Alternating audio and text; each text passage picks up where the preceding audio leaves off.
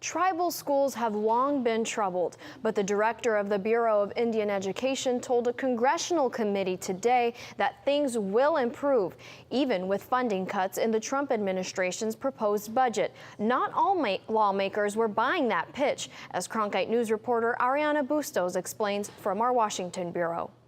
Congressman Raul Grijalva's description of the BIE director Tony Dearman's testimony was blunt. He called it pretty naive.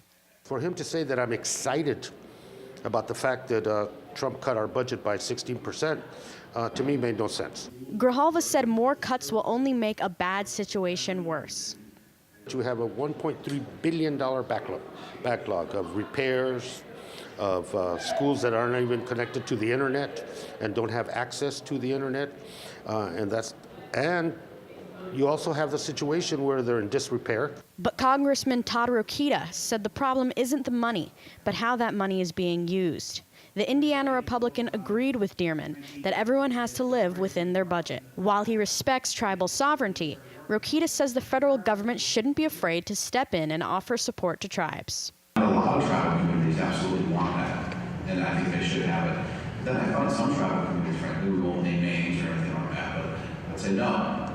This is the federal government's role, their responsibility, and regardless of the quality of the education, BIEs to do the job. Dearman said in his testimony that tribes can and should have total control of their funds. But Grijalva says the government can both respect tribal sovereignty and support them financially. Self-determination and sovereignty does not mean that the federal government's support in terms of resources and money disappears with that decision. If a tribe decides to be the primary person to run and administer the schools, I think the support that comes from the federal government to those schools has to continue. Reporting from Washington, Ariana Bustos, Cronkite News.